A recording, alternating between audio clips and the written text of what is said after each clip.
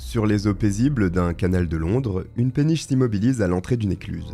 La journée est ordinaire, presque banale, jusqu'à ce qu'une valise vienne heurter violemment la coque de l'embarcation. Ce que la navigatrice découvre après cet impact lui glace le sang. Cela va la choquer à vie, mais cela va aussi secouer toute l'Angleterre. Pendant ce temps, les proches d'une personne disparue s'activent dans les rues de la capitale pour la retrouver. Sauf que l'un de ceux qui est censé participer le plus activement aux recherches, c'est qu'elles n'ont en réalité aucune chance d'aboutir. Et les deux événements que je viens de vous décrire sont liés par le fil de l'horreur. Aujourd'hui, je vous raconte comment une vie a été brutalement volée par quelqu'un qui aurait dû la protéger.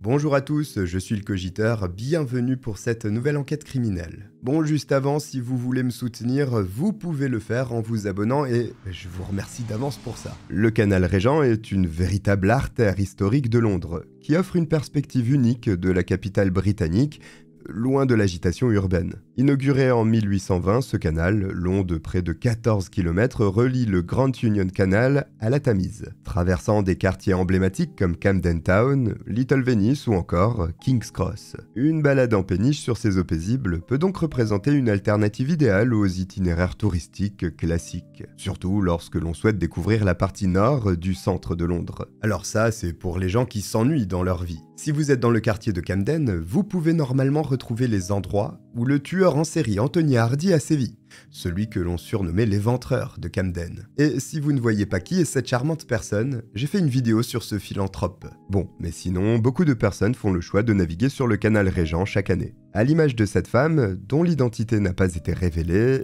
qui décide de sauter le pas le 6 mars 2012. Malheureusement, peu après son arrivée au niveau de l'écluse Acton, qui se trouve dans la zone de Broadway Market, à Hackney, son périple va être écourté par une découverte des plus sordides. Une fois à l'arrêt dans le sas de l'écluse, dans l'attente que le niveau de l'eau monte pour pouvoir la traverser, la femme sent que quelque chose vient de heurter la coque de sa péniche assez brusquement. La chose en question n'est autre qu'une valise fermée qui s'ouvre sous le choc de la collision. Son contenu s'en trouve alors libéré sous les yeux du témoin. La touriste constate, totalement horrifiée, qu'il y a un torse humain nu à l'intérieur, et plus précisément un torse de femme. Immédiatement prévenus, les autorités arrivent sur place vers 14h40, et il ne leur faut pas bien longtemps pour avoir une première piste au sujet de l'identité de la victime. Il se trouve qu'elle a un petit tatouage, un nœud bleu et rose dans le bas du dos, un signe distinctif que possède justement une femme de 29 ans,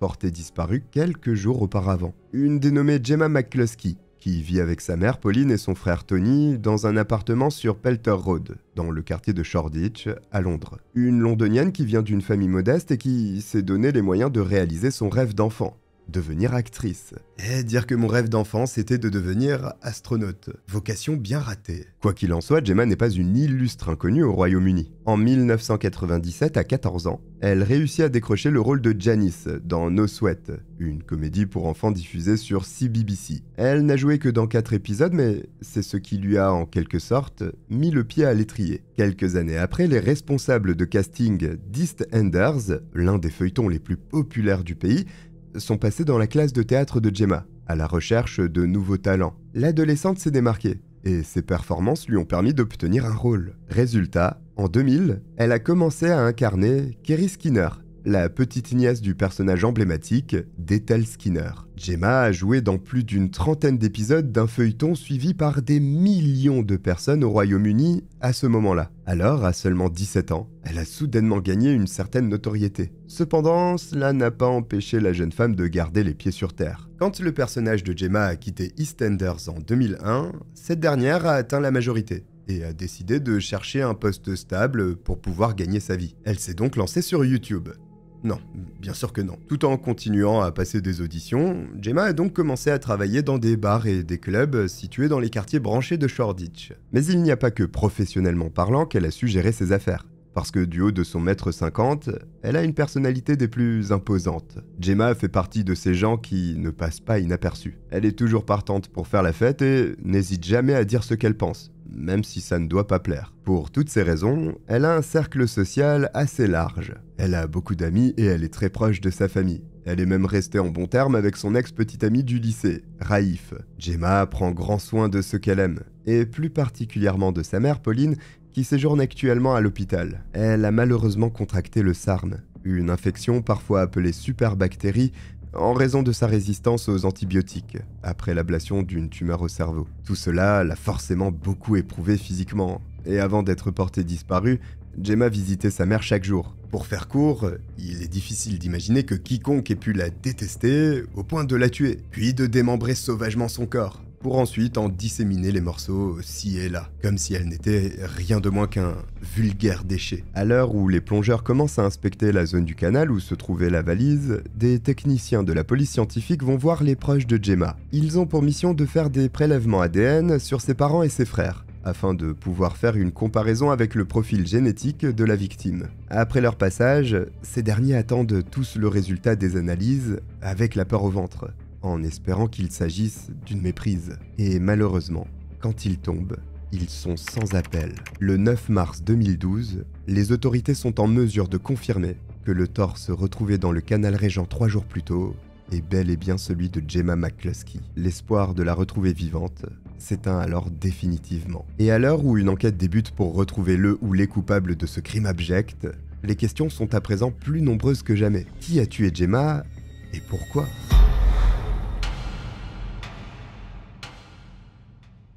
Comme d'habitude dans ce genre d'affaires, une fois la victime formellement identifiée, les enquêteurs cherchent à savoir ce qu'elle a fait dans les jours précédant sa disparition. Retour au 1er mars 2012. Dans la matinée, Gemma est tenue d'assister à l'inauguration du Royal London Hospital, situé à Whitechapel. La fille de l'une de ses amies participe au spectacle donné dans le cadre de la cérémonie d'ouverture, et elle a proposé de filmer l'événement. Gemma y est effectivement allée. On peut la voir sur une photo prise par une tierce personne. Elle porte un haut jaune à manches longues avec un col rond, un leggings bleu marine et un sac Louis Vuitton avec des poignets beige et des embouts de couleur marron. Après la fin du spectacle, elle passe brièvement voir sa mère à l'hôpital. Puis elle prend la route pour se rendre chez l'une de ses amies, Erika Stephenson, qui réside à Mile End. Les deux copines discutent un moment et, peu avant 13h40, Gemma s'en va pour rentrer chez elle. C'est à ce moment qu'on perd sa trace. Danny, l'un de ses deux frères, la contacte dans l'après-midi, mais plusieurs heures passent sans qu'il n'ait aucun retour de la part de sa sœur,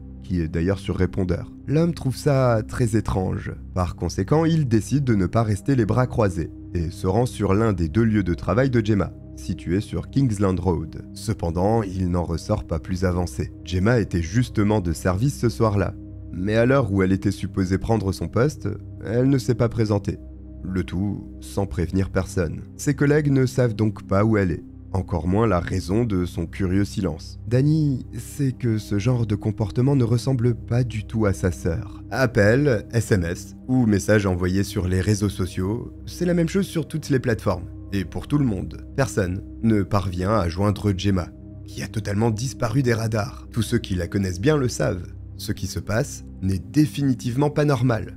Alors leur réaction ne se fait pas attendre. En voyant que le 2 mars au matin, Gemma n'a toujours pas refait surface, un groupe composé de ses deux frères et de quelques-uns de ses amis se rend au commissariat pour faire part de leur inquiétude aux autorités. Forcément au départ, elles sont dubitatives, parce que d'un point de vue extérieur, il est facile de se dire qu'il n'y a peut-être pas lieu de s'alarmer autant. Après tout, Gemma est une femme adulte assez active, qui a été aperçue pour la dernière fois moins de 24 heures auparavant. Peut-être a-t-elle juste décidé de couper un peu du reste du monde volontairement, ou tisser une nouvelle relation amoureuse qui l'aurait poussée à s'enfermer dans une bulle. C'est ce que pensent les policiers dans un premier temps, avant de faire quelques recherches basiques dont le résultat les interpelle. En effet, le téléphone de Gemma a été éteint la veille. Il n'a pas été rallumé depuis. Et elle ne s'est pas non plus connectée sur ses réseaux sociaux, alors qu'elle a pour habitude de les consulter plusieurs fois par jour. De plus, elle a une nouvelle fois raté un service sans avertir ses collègues de travail. Autant d'éléments qui poussent les autorités à penser que la disparition de Gemma n'a peut-être effectivement rien d'un choix. Aurait-elle fait une mauvaise rencontre en rentrant chez elle? Une enquête est officiellement ouverte dans le but de retrouver sa trace, et les forces de l'ordre commencent à rassembler des informations. Que s'est-il passé le 1er mars 2012? Pour dissiper ce mystère, toutes les personnes proches de Gemma sont interrogées, et un accès aux images des caméras de vidéosurveillance de la ville est demandé. Pendant ce temps-là, les amis et la famille de la disparue prennent les devants. Ils commencent à taper aux portes des maisons du quartier, collent ou distribuent des affiches, et relaient massivement les appels à témoins sur les réseaux sociaux. Gemma étant très appréciée au sein de la communauté, la nouvelle de sa disparition se répand comme une traînée de poudre. Et rapidement, des dizaines de volontaires se joignent à l'effort. Le 5 mars, Kyrie Sandbridge et Nikki Tsindides, deux cousines de l'actrice, organisent des recherches dans les rues de la ville. Le groupe compte plus d'une centaine de personnes et ratisse l'est et le sud de Londres. Certaines des ex-co-stars de Gemma, comme Nathalie Cassidy et Brookie Kinsella,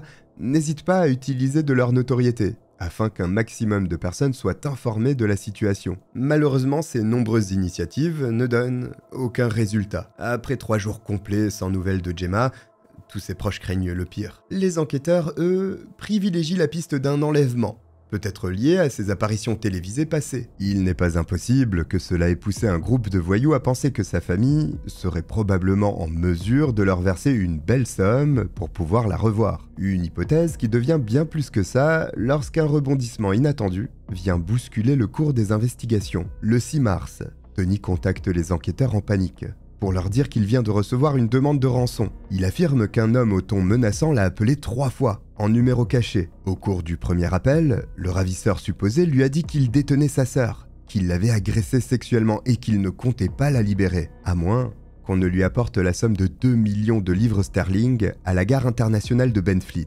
Le deuxième appel précisait qu'il devait aussi amener l'équivalent de 500 livres en dinars irakiens. Enfin, le troisième réitérait la demande initiale de versement de 2 millions de livres sterling. Le frère de Gemma a évidemment demandé à pouvoir lui parler pour s'assurer qu'elle allait bien, mais l'appelant a refusé. Et après avoir raccroché, il a également contacté Danny. Plusieurs proches de la disparue qui étaient avec Tony à ce moment-là ont été témoins de la scène. Ils ont même entendu la voix du ravisseur, qui avait été mis en haut-parleur. C'est à ce moment-là qu'en parallèle, le torse de Gemma est découvert dans le canal Régent par une femme. Cette sordide et tragique nouvelle change totalement le cours des investigations, parce qu'à présent, il ne s'agit plus d'une enquête pour disparition inquiétante, mais pour meurtre. Un meurtre des plus sordides, dont l'annonce assomme littéralement les proches de Gemma. Non content d'apprendre qu'elle les a brutalement quittés à seulement 29 ans, il réalise qu'elle a sûrement perdu la vie dans des conditions très violentes. Gemma a été démembrée par son tueur, comme s'il lui en voulait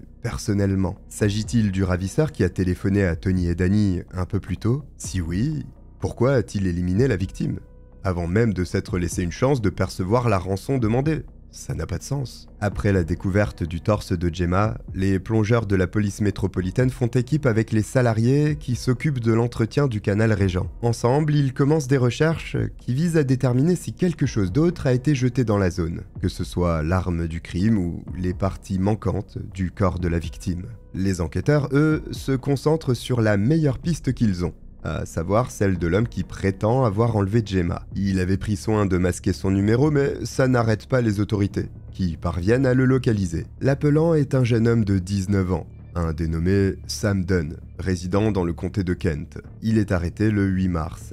Une perquisition est menée à son domicile, mais les enquêteurs ne trouvent rien, parce qu'il s'avère que ce n'était rien de plus qu'un cruel canular. Sam avait vu les numéros de téléphone des frères de Gemma sur l'affiche qui circulait lorsque les recherches visant à la retrouver battaient leur plein, et il a décidé d'essayer d'en profiter. Lors de son interrogatoire, il essaie de se dédouaner en disant que lorsque les appels ont été passés, il était avec des amis. Il affirme que cette sordide blague était leur idée, et que ce n'est pas lui qui a composé les numéros. Sauf que tous les témoins présents dans la pièce, quand il a appelé Tony, ont entendu une seule et unique voix.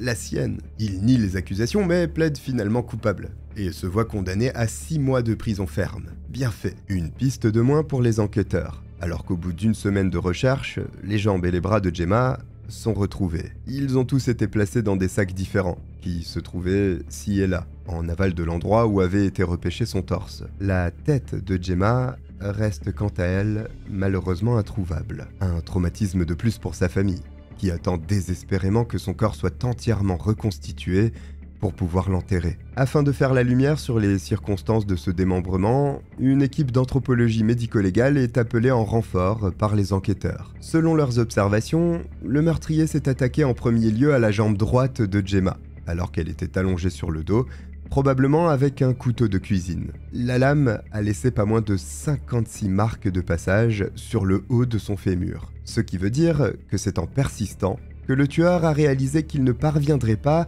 à sectionner l'os de cette façon. Il a donc retourné le corps de Gemma et changé d'ustensile pour s'équiper de ce qui était visiblement un couperet à viande, à en juger par le mouvement de hachage qu'il a effectué. C'est comme cela qu'il a finalement réussi à trancher le premier membre de sa victime, et les 3 autres en suivant. Des précisions qui indiquent que Gemma n'a pas été tuée par un meurtrier expérimenté, mais par un novice en la matière, qui a dû s'adapter au fur et à mesure, faute de pratique. Le fait que le corps ait été retourné suggère aussi une forme d'émotivité, parce qu'il est évidemment plus facile de couper la tête de quelqu'un quand on ne voit pas son visage. Pour les enquêteurs, c'est à présent une quasi-certitude.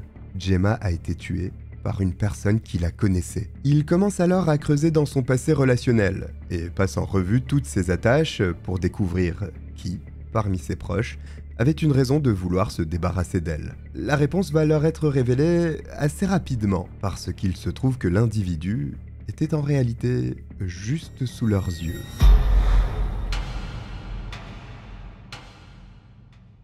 Si la famille McCluskey pouvait être perçue comme soudée et stable, notamment Pauline, Tony et Gemma qui vivaient toujours ensemble, il n'y avait en fait rien de plus faux. En parlant avec les amis proches de la victime, les enquêteurs découvrent qu'elle avait des relations très conflictuelles avec son frère, depuis déjà plusieurs années. L'homme de 35 ans est psychologiquement instable, et il a déjà été violent par le passé envers sa sœur, mais aussi envers leur mère. Un comportement des plus irrespectueux qui avait d'ailleurs conduit cette dernière à mettre Tony à la porte de leur maison plusieurs fois. Il a régulièrement des épisodes dépressifs, n'a aucune ambition et quand il arrive à se motiver à chercher un emploi de laveur de vitres, il ne le garde généralement pas longtemps. Autant de choses qui agaçaient Gemma et Pauline quand elles vivaient sous le même toit que lui. D'autant plus qu'ils se laissaient totalement vivre, la plupart du temps à leur crochet. Tony a peu d'estime envers sa propre personne, et encore moins d'empathie. Mais sa sœur était très différente. Gemma rayonnait, elle avait confiance en elle, 2 emplois qui lui apportaient de confortables revenus. Elle était populaire, sortait beaucoup et avait encore une petite notoriété à Londres. C'était une femme responsable, qui avait dû prendre la charge de la maisonnée lorsque Pauline est partie à l'hôpital, malgré ses 6 ans de moins avec son frère. Pendant très longtemps, Gemma n'a pas eu le courage de s'opposer à Tony. Sauf qu'en grandissant, elle s'est affirmée. Elle n'hésitait plus à lui tenir fermement tête, et il est peu de dire que c'était malheureusement nécessaire. Au fil du temps, le comportement de Tony est devenu de plus en plus erratique, notamment à cause de son importante consommation d'une variété particulièrement puissante de cannabis, la skunk. Bienvenue pour la Minute Dealer. La skunk se distingue des autres formes plus traditionnelles de marijuana par sa concentration élevée en THC, le principal composé psychoactif de la plante. Développée dans les années 70 par croisement sélectif entre différentes souches de cannabis, cette variété peut contenir jusqu'à 3 à 5 fois plus de THC que le cannabis traditionnel. Voilà, vous vous coucherez moins bête. Ses effets sont aussi nettement plus intenses. La skunk peut causer des hallucinations auditives et visuelles, déclencher ou intensifier des troubles psychotiques chez les personnes prédisposées. Et sa consommation régulière est associée à un risque accru de paranoïa et d'anxiété. Dans le cas de Tony, qui, selon certaines sources, fume parfois entre 15 et 20 joints par jour, je vous laisse imaginer les dégâts. Forcément, quand sa sœur le voyait se rouler un pétard au saut du lit, pendant qu'elle se préparait à partir au travail pour pouvoir payer les factures, ou aller à l'hôpital pour soutenir leur mère malade, il n'était pas rare qu'une violente dispute éclate entre eux. Cependant, ce n'était pas tout. Parce que Tony est tellement déconnecté de la réalité qu'il en est même susceptible de provoquer de vraies catastrophes. Très peu de temps avant la disparition de Gemma, son frère avait inondé toute la salle de bain, juste parce qu'il en était sorti en laissant le robinet de la baignoire ouvert. Cet incident a été la goutte d'eau qui a fait déborder le vase, sans mauvais jeu de mots. Gemma a craqué Et c'est pour cela qu'elle s'est rendue chez Erika le 1er mars, après être passée à l'hôpital. Là-bas, elle s'est confiée au sujet de la situation devenue trop difficile à gérer pour elle, en présence de 3 ou 4 autres personnes. La sœur de Tony était très remontée contre lui. Elle était lassée de devoir jouer le rôle de la mère et ne pouvait plus supporter son attitude. Elle avait donc pris la décision de le mettre à la porte, une fois rentrée chez elle. Gemma s'était même fortement disputée avec Tony au téléphone, juste avant de partir de chez Erika. Lorsque les enquêteurs apprennent tout cela, forcément, le frère de la victime est immédiatement convoqué au commissariat pour être interrogé. Et lorsqu'on demande à Tony quand est-ce qu'il a vu Gemma pour la dernière fois, il se montre très incohérent. Il donne 3 réponses différentes et ne parvient pas à s'en souvenir clairement. L'homme a également une blessure à la main droite, et s'en explique en disant qu'elle est due à un récent accident de moto. Mais à ce stade, les policiers ont beaucoup de mal à le croire. Surtout étant donné que, lorsque quelqu'un d'autre lui avait demandé comment il s'était fait cela, il lui avait répondu qu'il était tombé d'un mur. 2 versions différentes pour une même blessure. Il ne faut pas avoir un master en criminologie pour deviner que Tony essaie maladroitement de cacher quelque chose. Danny, de son côté, s'énerve contre son frère, estimant que son incapacité à donner des réponses claires est due à sa forte consommation de cannabis. Seulement pour les enquêteurs, il n'en est rien.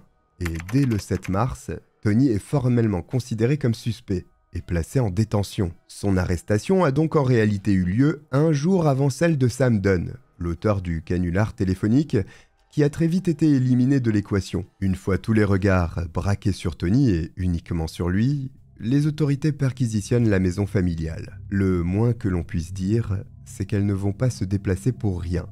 Vous allez comprendre.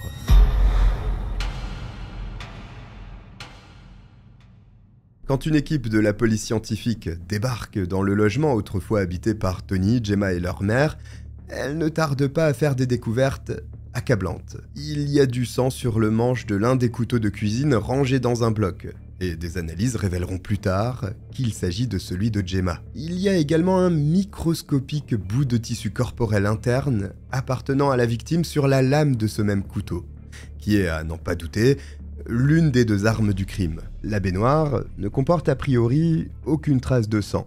Mais les résultats d'un test au luminol révèlent qu'il n'en est rien. Il y en a même une grande quantité, qui a simplement été sommairement nettoyée. La police émet l'hypothèse qu'une sorte de bâche a été placée sous le corps de Gemma avant son démembrement, ce qui explique l'absence de traces de sang dans le reste de la maison. Après avoir fait toutes ces découvertes, les enquêteurs sont sûrs qu'ils tiennent leur homme. Un suspect qui, étrangement, devient beaucoup moins bavard quand on lui étale les preuves sous le nez. Tony refuse à présent totalement le dialogue avec les forces de l'ordre et se contente de répondre sans commentaire à toutes les questions qu'on lui pose. L'homme, qui depuis le début s'est donné beaucoup de mal pour couvrir ses traces, voit ses efforts être réduits à néant. Cela dit, même sans coopération, la police a pu reconstituer une chronologie de la dernière journée de Gemma. Après avoir assisté à la cérémonie d'ouverture du Royal London Hospital et être allée à l'hôpital voir sa mère, elle est allée chez Erika. Les relevés téléphoniques de la victime montrent qu'après un premier appel qui n'a pas abouti,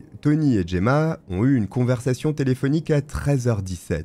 La victime est partie de chez son ami vers 13h40. Et 10 minutes plus tard, une caméra de surveillance de rue a filmé sa voiture qui arrivait à proximité de son domicile. Seulement 18 minutes plus tard, à 14h08, son téléphone a été définitivement éteint. Les enquêteurs pensent que Gemma a été tuée peu après être rentrée chez elle, vers 13h50. Le soir venu, Tony a contacté une compagnie de taxi en prétendant s'appeler Tom. Les images de vidéosurveillance montrent le frère de Gemma charger une valise, visiblement très lourde, dans le véhicule. Et quand le chauffeur, étonné par le poids du bagage, l'a questionné au sujet de son contenu, son client a répondu que c'était un système de son. Tony a ensuite demandé à être déposé sur Dunstan Road, près du canal Régent. Une étudiante, qui se trouvait sur son balcon près de l'écluse Acton ce soir-là, a vu un homme traîner un bagage similaire près de l'eau. Et une caméra de vidéosurveillance a filmé la même chose. Des prélèvements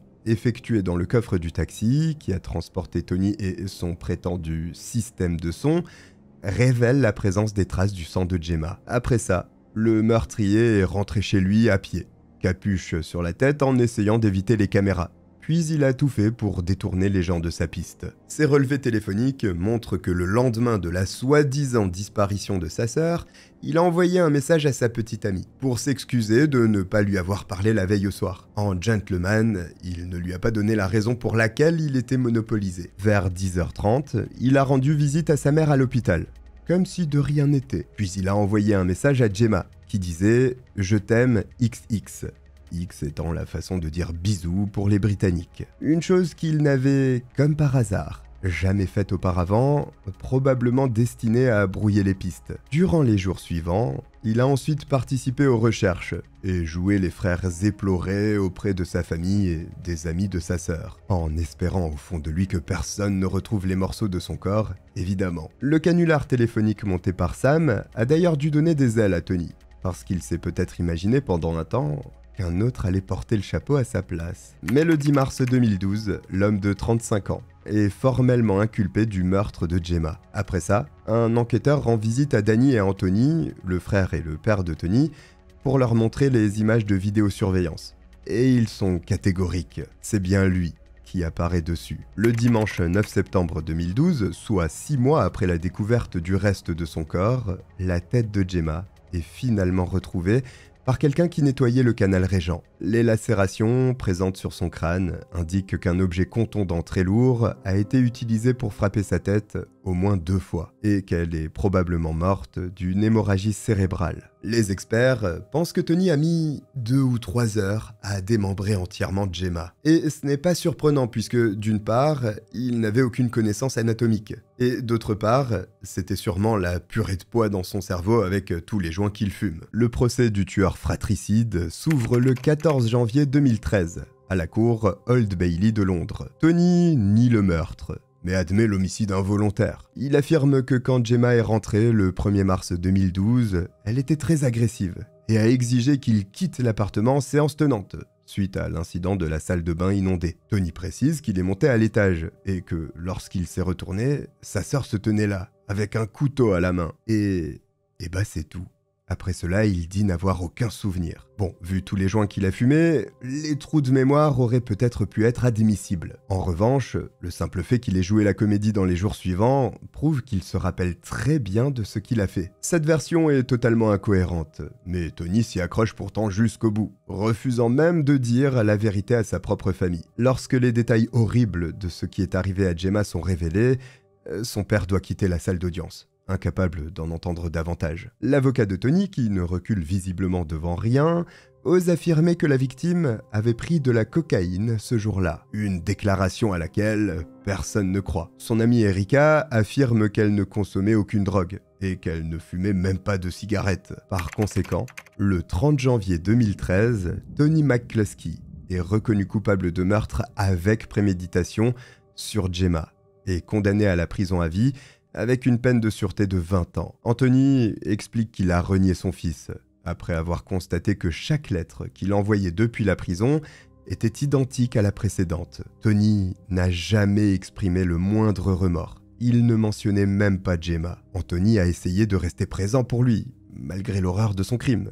Mais le jour du meurtre de sa fille, il a en réalité perdu non pas un, mais 2 de ses 3 enfants. L'homme a gardé sa dignité jusqu'au bout, malgré sa douleur. Et il a personnellement pris le temps de remercier chaque enquêteur et expert qui a travaillé sur l'affaire. Malheureusement, les tragédies n'en avaient pas terminé avec cette famille, déjà très éprouvée. Pauline, la mère de Gemma, n'a pu assister à son enterrement à cause de sa maladie. Lorsqu'elle est sortie de l'hôpital, elle a choisi de retourner vivre dans l'appartement qui avait vu mourir prématurément sa fille, parce que cela lui permettait de rester proche d'elle. Contrairement à son ex-mari, Pauline a refusé tout dialogue avec Tony après les faits, jusqu'à ce qu'en 2013, un an après la mort de Gemma, elle ne décède à son tour, à l'âge de 57 ans. Il est évidemment probable qu'elle soit partie des suites de ses graves problèmes de santé, mais il y a fort à parier que le choc émotionnel, causé par la perte de sa fille, ait joué un rôle dans l'aggravation de son état de santé. Gemma et sa mère étaient très proches, et plusieurs sources affirment qu'après son meurtre, Pauline demeurait inconsolable. Voici pour cette affaire qui fait quand même mal au cœur pour cette famille, Si vous êtes arrivé jusqu'au bout, écrivez Londres en commentaire. Merci d'être toujours présent sous les vidéos, ça me va droit au cœur. Si vous avez oublié de vous abonner, n'hésitez pas à le faire et à liker la vidéo, c'est juste là. Je vous remercie de m'avoir regardé, je vous dis à très bientôt. Bye.